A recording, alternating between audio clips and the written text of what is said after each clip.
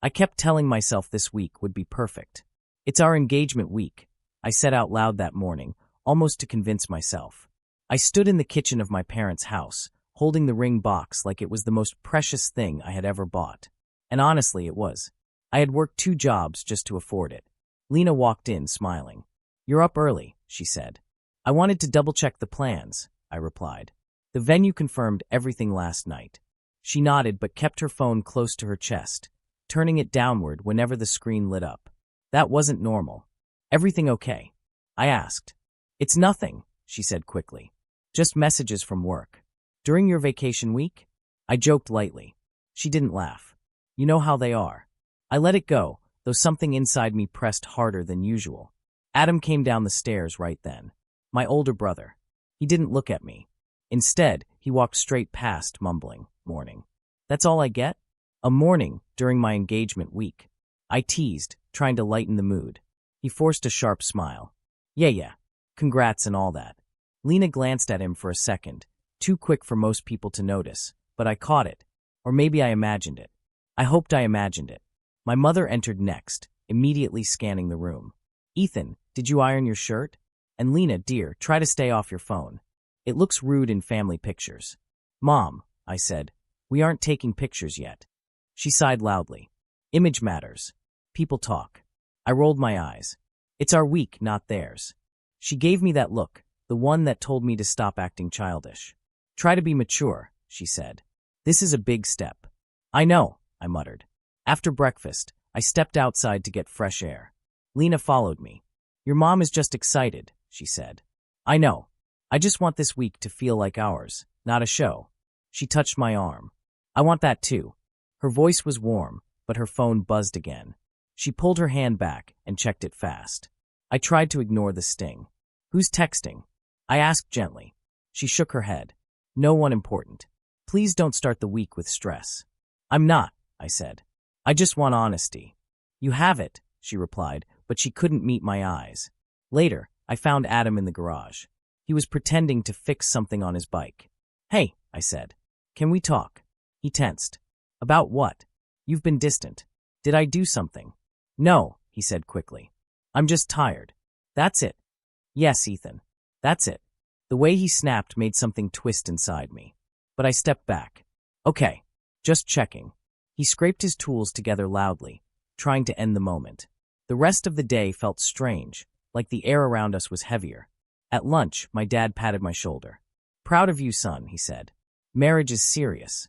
"I know," I answered. "Keep your head straight. Don't overthink things." "What things?"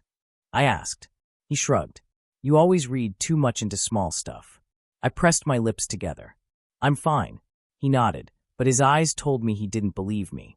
Later that evening, Lena and I sat in the living room reviewing guest lists. I leaned toward her. "You sure everything's okay between us?" She sighed. "Yes." "Why do you keep asking?" "Because you feel far." "I'm here, Ethan." "I know," I whispered. "Well, act like you trust me," she said, looking almost annoyed. "I do," I replied, but in that moment, I wasn't sure if I believed my own words. Before I could say more, Adam walked in. He froze when he saw us, then quickly looked away. "I'm heading out," he said. "At night?" I asked. "Yeah. Why not?" "No reason," I murmured. Lena stared at her hands. Adam stared at the floor. And I stared at both of them, feeling something wrong pressing harder and harder against my chest. When Lena went upstairs, I stayed back, breathing slowly. "Maybe I'm imagining everything," I whispered to myself. I walked toward the staircase to join her, but halfway up, I saw it. A look between Lena and Adam. Quiet, sharp, fleeting. Her eyes widened. His jaw tightened. They looked away too fast. My heart slipped for a moment, just a small drop. "Everything okay?" I asked from the stairs. They both answered at the same time. "Yes." "Fine." The answers didn't match their eyes. I forced a smile and pretended not to notice. But deep down, a cold whisper started forming. Something is wrong. I got home earlier than planned, holding the bag with our engagement decorations. "Lena's going to freak out when she sees these," I whispered to myself as I walked inside. The house was too quiet, which was strange because everyone was supposed to be around. I set the bag on the table and called out, "Mom? Dad? Lena?" No answer. I started walking toward the hallway when I heard something. Soft voices coming from Adam's room. I frowned. One voice was definitely his. The other, it froze me. It was Lena. Why is she in his room? I whispered, staring at the closed door. I stepped closer, my heart pounding. Adam's voice was low. We shouldn't, this is wrong. Lena whispered back. We already crossed the line. My breath broke. No, I said under my breath. No, I'm hearing it wrong. I moved closer until I was right outside the door. Lena's voice rose slightly. He can't find out, Adam. Not now. My legs shook. My hand went numb. I pressed my forehead against the door, unable to breathe. Adam's voice followed. Just one last time, then we stop. That was it. My body reacted before my mind could. I forced the door open. What the hell? Adam shouted, grabbing a blanket to cover himself. Lena gasped and fell back on the bed, pulling her shirt up, eyes wide with terror. Ethan, wait, it's not what it looks like. I couldn't speak. My voice was trapped somewhere deep, crushed under disbelief. I stared at them, my entire world twisting. Adam stood up, hands raised. Ethan, calm down. Just listen. Listen. I finally choked out. To what? To you two lying to me. Lena crawled toward the edge of the bed, reaching for me. Please let me explain. Explain. I whispered. Explain how my fiancé is in my brother's room. Explain what I heard with my own ears. She broke into tears. It was a mistake, just a mistake. Please, please don't look at me like that. Adam stepped forward. We were drunk the first time. Tonight, it wasn't supposed to happen again. I stared at him, unable to feel my hands. You said, one last time. That means it wasn't just once. He looked down. Ethan, I'm sorry. I shook my head slowly. You're my brother. I know, he whispered. I know, man. I messed up. I was stressed. I wasn't thinking straight. Stress made you sleep with my fiancé? I snapped. Lena grabbed my arm desperately. I swear I still love you. I swear it didn't mean anything. I pulled my arm away. Don't touch me. She cried harder. Please don't do this. Don't throw everything away. I'm not throwing anything away, I said softly, my throat burning. You already did. I reached into my pocket and pulled out the engagement ring. My hand shook so badly I almost dropped it before I let it fall to the floor. It hit the wood with a small sound that felt louder than anything I had ever heard. Lena screamed, No. Ethan, please don't walk out. Let me talk. Let me fix this. Adam stepped between us. Give her a chance. You don't speak, I said, voice breaking. You don't get to talk to me. You don't get to defend anything. He swallowed. I know I screwed up, but we can fix the family. We can work through this. The family, I said, laughing weakly. You ruined my life, and you're talking about family? Lena reached for me again. Ethan, please. I didn't want to hurt you. It just happened. You don't just happen into his bed, I said. My mother suddenly appeared in the doorway, confused. What is going on? Why are you yelling? I pointed at the bed. Ask them. Her eyes widened. Lena? Adam? What? Lena covered her face. Adam swore under his breath. My mother grabbed my arm. Ethan, calm down. We'll handle this privately. There's nothing to handle, I said. They made their choice. My father walked up behind her. Son, don't rush decisions. Let's sit down. I don't need to sit, I said, stepping away. I need to leave. My mother snapped. You're being dramatic. Mistakes happen. Mistakes, I said, turning toward her. My fiancé slept with my brother. She whispered harshly, Don't shout. The neighbors will hear. I stared at her, stunned. That's what you care about. My father sighed. Just calm down, Ethan. We can talk in the morning. There's nothing left to talk about, I said. Lena sobbed. Please don't walk out. Please. Adam said quietly. I didn't mean to ruin your life. You did, I whispered. Both of you did. I walked past them, past my parents, past the stairs, past the pictures on the wall. Every step felt like something inside me was breaking. Behind me, my mother yelled, Ethan, come back this instant. I didn't answer. I opened the front door and stepped into the cold night air. My breath shook as I whispered, Why did you do this to me? The door closed behind me, and I stood alone, unable to breathe, unable to understand how everything I loved had turned into a nightmare in one single night. When I walked back into the house to pack my things, my mother was already standing in the hallway like she had been waiting. Ethan, she said, we need to talk. I'm just here for my stuff. I replied. You're not going anywhere until we clear the air, she insisted, pulling me toward the living room. My father sat on the couch, hands folded. Sit, son. I don't want to sit, I said. I want to leave. My mother raised her voice.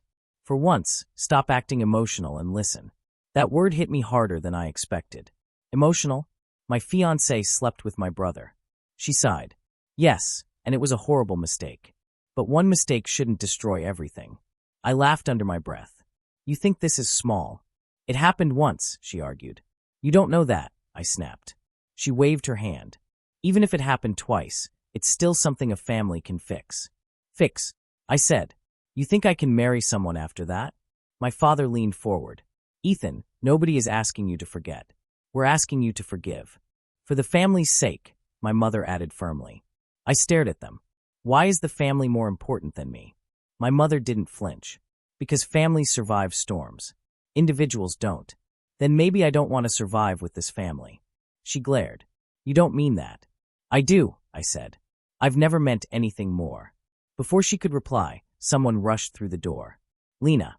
Her face was red, eyes swollen. Ethan, she cried, please don't leave. Please let me explain. I don't want your explanation, I said. She stepped closer. I still want to marry you. I still love you. I held up my hand. Stop saying that. You don't get to say you love me after what I saw. She sobbed harder. It didn't mean anything. It was just a moment of weakness. I shook my head. A moment? He said one last time. That means there were other times. My mother cut in. She already apologized. What more do you want? I want someone to care about what I feel, I said. Just once. My father spoke softly. We do care, son. Then why are you defending them? I asked. We're not defending, he said. We're trying to keep the family together. Lena knelt in front of me. Ethan, please look at me. I can't, I whispered. She reached for my hand. I swear I never meant to hurt you. I pulled away. You hurt me the moment you chose him. My mother exhaled loudly. You're being dramatic. I turned toward her slowly. Stop calling my pain dramatic. It is, she said. You're overreacting like a child. My voice rose. A child?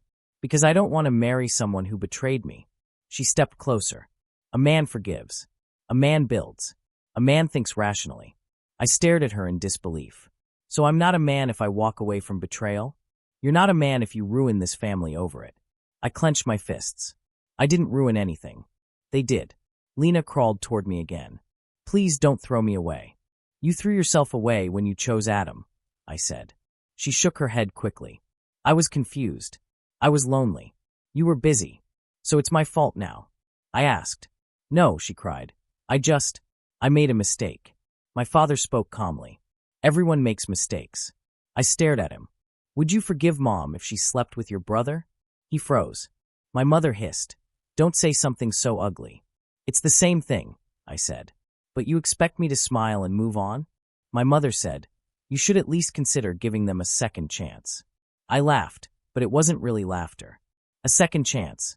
You're asking me to marry someone who slept with my brother. She nodded. Your reputation matters. Our reputation matters. My life matters, I said quietly. Lena whispered, Ethan, please just talk to me alone. Please. I'll answer anything. I'll tell you everything. I don't want to know everything, I said. I already know enough. She grabbed my sleeve. Don't leave me. I stepped away. You already left me when you chose him. My mother slammed her hand on the table. You're acting like a fool. Maybe, I said, but at least I'm not a fool who stays after being stabbed. My father stood up. Son, if you walk out now, things will never be the same. Good, I said. They shouldn't be. Lena cried harder. I can fix this. You can't, I whispered. You broke something you can't fix. My mother grabbed my wrist. Sit down. This conversation isn't over. I pulled my hand away. It is for me. She shouted, Ethan. I ignored her and went to my room. I opened my drawers and packed whatever I could grab into a small bag. My hands shook the whole time. My father stood in the doorway. Please don't do this. I have to, I said. He sighed. Where will you go? I don't know, I answered. But anywhere is better than staying here. Lena appeared behind him. Ethan, please don't walk out of my life. I looked at her once, just once. You walked out first. I pushed past them, headed to the front door, and stepped outside. The cold air hit me like a punch. I didn't look back. I couldn't. If I did, I might break completely. I whispered to myself, I lost everything, and they want me to understand.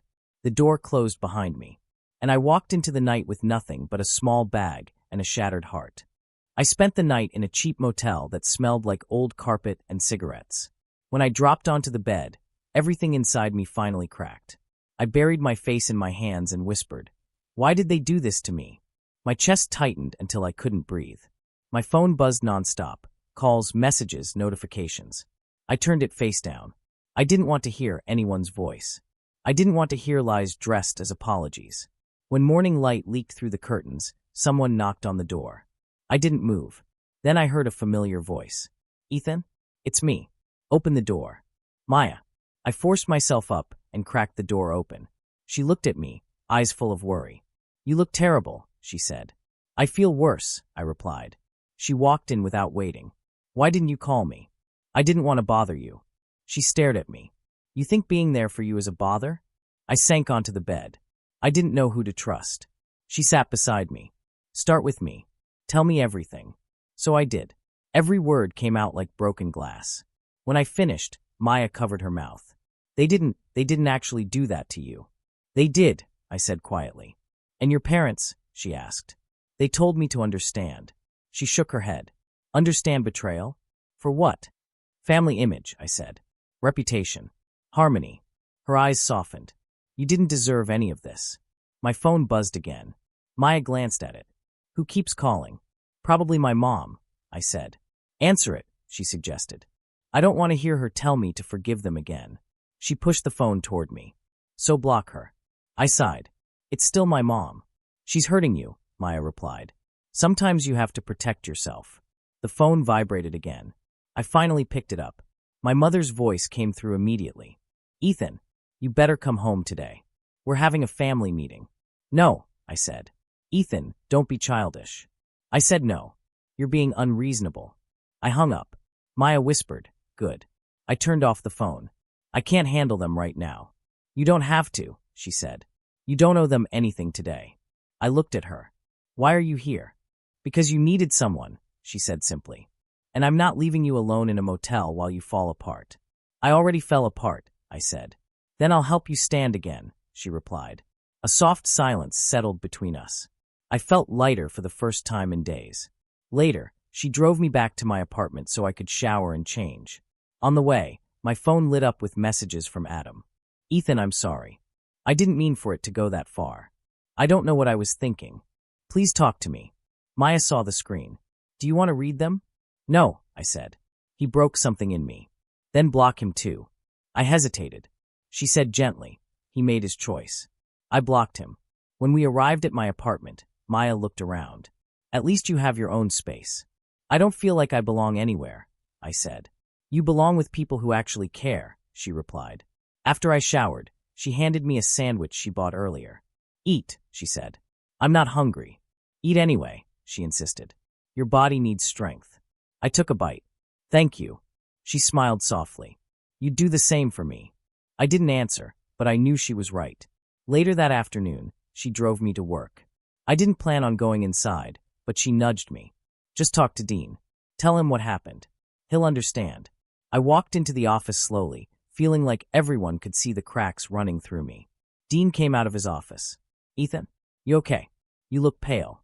I'm not okay, I said. Something happened at home. He frowned. Do you need time off? Maybe, I whispered. He placed a hand on my shoulder. Take whatever you need. Work can wait. You don't have to explain anything. Relief washed through me. Thank you. Just get better, he said. That's all that matters. When I left the office, Maya leaned against her car. So, how'd it go? He said to take time. I told you, she said proudly. Not everyone is like your family. I let out a long breath. Feels weird, having support. You're allowed to have people on your side, she said. You're human. I looked at her, really looked at her. Thank you for staying. I'll keep staying, she said. As long as you let me. For the first time since the betrayal, something inside me shifted. Not enough to heal, but enough to breathe. A hint of strength, small but real, returned to my chest. And I realized some people stay because they want to, not because they have to. I woke up in my apartment with sunlight on my face, and for the first time in weeks, I didn't feel crushed under the weight of everything. I sat up slowly and said to myself, maybe I can start over. After breakfast, Maya called. How are you feeling today? She asked. Better than yesterday, I said. Worse than tomorrow, I hope. She laughed softly. That's progress. I'm trying, I told her. Focusing on work. Eating real meals. Sleeping more. That's good, she said. Keep moving forward. I don't know if forward is real yet. It will be, she replied. Trust me. Later at work, Dean approached me again. You hanging in there? I'm managing, I said. He nodded. Take breaks when you need them. No pressure. Thanks, I said. I appreciate you. He patted my shoulder. You're part of the team. We take care of our own. During lunch, I sat alone in the break room until my cousin Mark called. Hey man, he said, sounding nervous. I didn't want to bother you, but I heard about Adam and Lena. My stomach twisted. What about them? They're fighting a lot, he said. Badly. I breathed out slowly. That doesn't surprise me. Adam's been drinking, he continued. Like a lot. He showed up at a family dinner drunk last night. I stared at the table. He always ran from guilt. That's not all, Mark said. Lena lost her job. She broke down at work. I rubbed my forehead. Why are you telling me this? I thought you'd want to know. I shook my head. I didn't ask for updates. He paused. Do you feel better hearing it? No, I said. Not better. Just sad. Sad for them? He asked. Sad for what could have been, I replied. Not for them. Mark exhaled. Your parents think you'll come back eventually. They're wrong. You sure you don't want to talk to them? He asked. I'm done talking to people who only care about image. I get that, he said quietly. Just wanted to check on you. Thanks, I said. I'm okay. We're trying to be. After hanging up, I sat there in silence. I didn't feel joy at their downfall, but I didn't feel pity either. It was just reality. The consequences of their own choices. That evening, Maya came over with groceries. Before you complain, she said, I'm not babying you. I'm helping a friend who forgets vegetables exist. I smiled slightly. I've been eating fine. Instant noodles don't count, she said. They're food. There's sadness in a bowl, she replied. I laughed, surprising myself. Fine. Make me something. She started chopping vegetables. So, did you hear anything from your family today? Calls, I said. I didn't answer. Good, she said. You don't need them dragging you back. I keep thinking they'll show up at my door. Then I'll stand in front of them, she said confidently. You'd fight my mom? I asked. Verbally, she corrected. I'm not trying to die. I snorted. Smart. She looked at me carefully. Do you feel lighter? A little, I admitted. It scares me. Why? Because healing feels like letting go, I said. And letting go feels like losing something important. You're not losing anything, she said. You're replacing pain with peace. I leaned against the counter. I don't know what peace feels like anymore. Then we'll learn it together, she said. We ate dinner quietly. The food tasted better than anything I'd eaten in weeks. I didn't say it out loud, but I didn't feel alone for once. Later, we sat on the couch. Maya asked, Do you ever think you'll forgive them? I don't know, I said. Not now. You don't have to, she replied. I'm still angry, I said. Still hurt. That means you're human. I stared at the ceiling. Do you think karma is real? She shrugged. I think choices catch up. One way or another. Feels like it's catching up to them. You didn't cause it, she said. They did. I know, I replied. But a part of me wishes none of it happened. That part of you loved them, she said softly. Yeah, I whispered. And that part is gone. My phone buzzed again, but I didn't look. Maya said, Ignore it. I planned to. She nudged me. You know, you don't give yourself enough credit.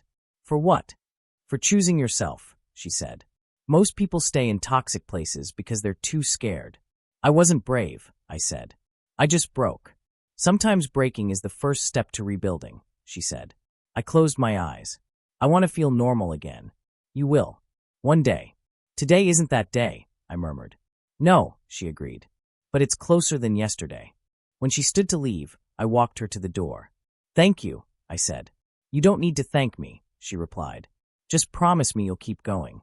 I will, I said. After she left, I stood by the window, looking out at the city lights. For the first time since everything fell apart, the world didn't feel like it was crushing me. It was quiet, and in that quiet, Karma whispered, not loud, not cruel, just honest.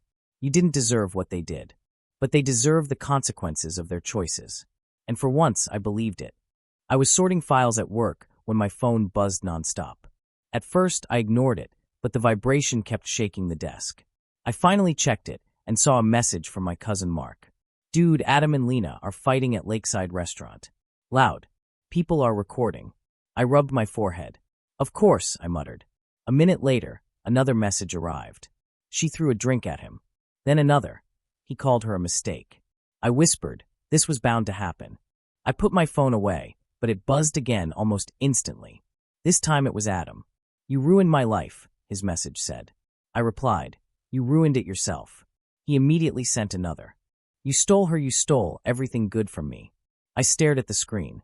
I stole nothing, I said under my breath. A voice behind me made me jump. Everything okay? Dean asked. Just family drama, I said. You need to step outside. No, I replied. If I leave, they'll pull me back into their mess.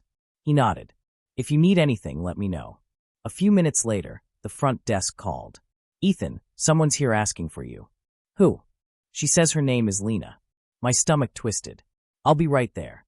When I reached the lobby, Lena was standing by the door, makeup running down her cheeks, hair soaked from the light rain outside. She rushed toward me. Ethan, please, she cried. Please talk to me. What are you doing here? I asked quietly. I need you, she sobbed. Everything is falling apart. Adam and I heard, I said. We're done, she whispered. He said horrible things. I said horrible things. We destroyed everything.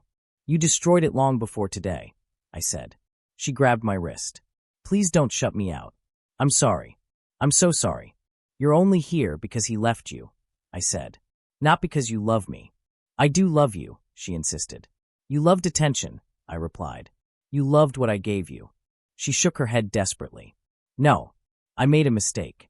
I made the biggest mistake of my life. I agree with that, I said. She cried harder. Please just give me one chance to explain. One chance to fix it. There is no fixing this, I said. Not for us.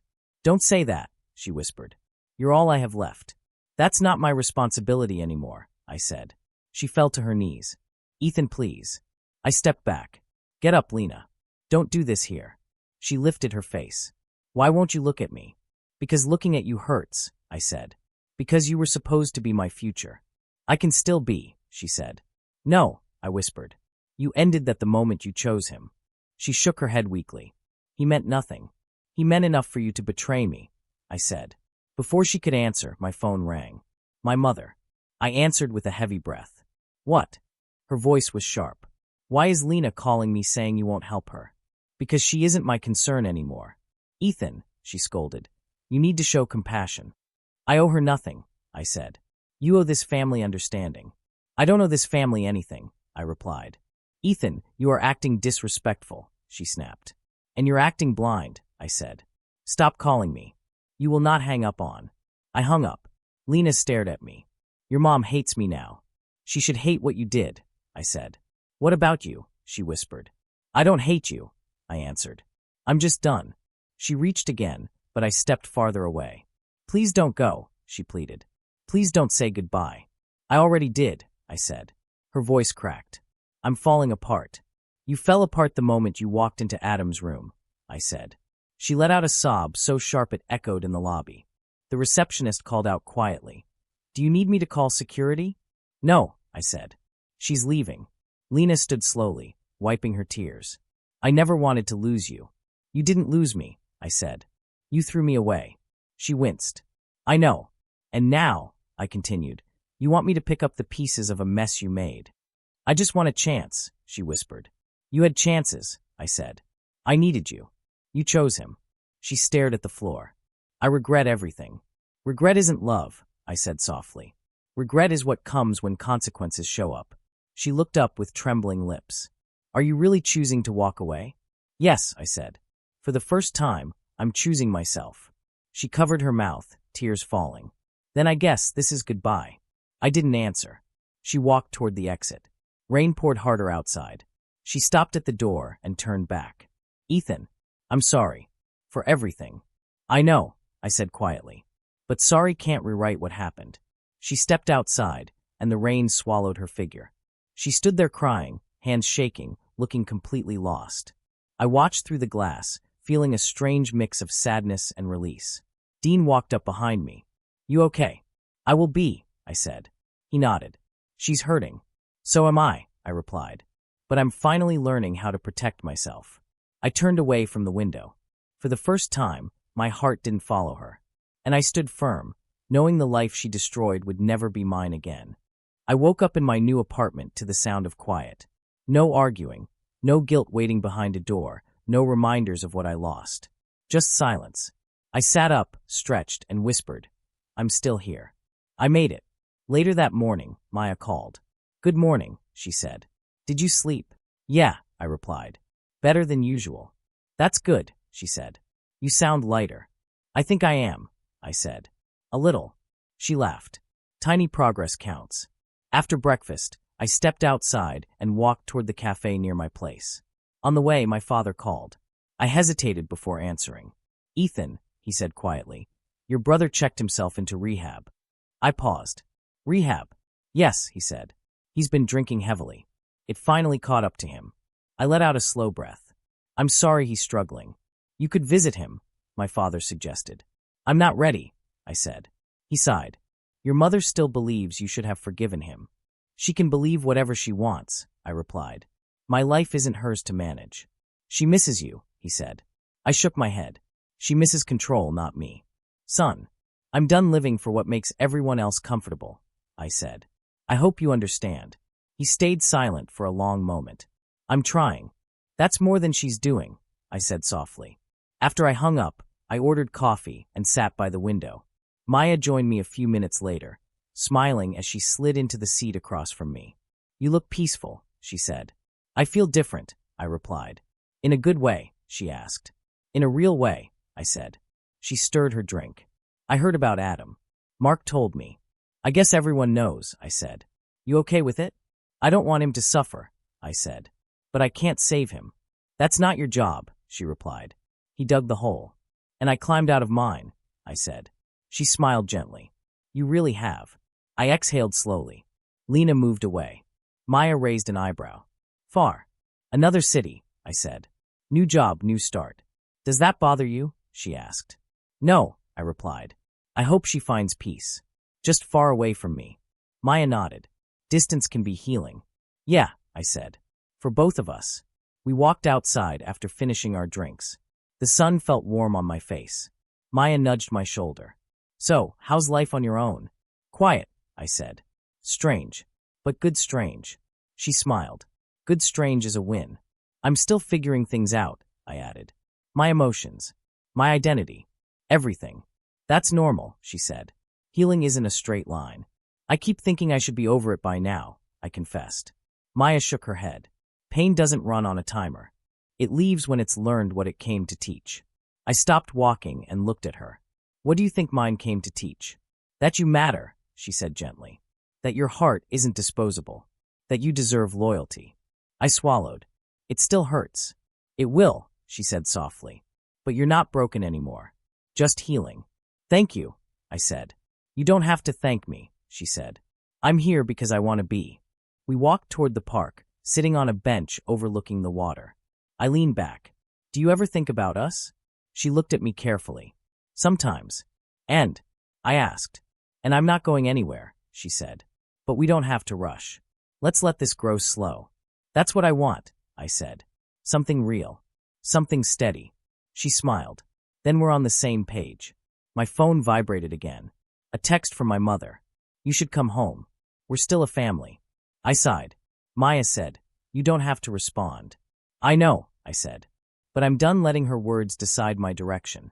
"So what will you say?" she asked. I typed back slowly. "I'm choosing my own life now. Please respect that." My mother replied instantly. "You've changed." I exhaled. "Maybe I have." Maya nudged me. "You changed for the better." "I hope so," I said. "No," she corrected. "I know so." We sat in silence for a while before heading to my apartment. When we reached the door, she turned to me. "Do me one favor." "What's that?" I asked. "Keep choosing yourself," she said. "I will," I replied. For the first time, I mean it. She hugged me briefly before leaving. After she walked away, I went inside and sat at my desk. I opened my journal, the one Dean gave me a month ago, and flipped to a blank page. I held the pen for a moment, then wrote slowly. They took my heart. They tried to take my voice. But they will never take the man I am becoming. I read the sentence again and felt something shift inside me. Something strong, steady, clear. I whispered, I choose myself. For the first time in a long, painful journey, I finally breathed freely.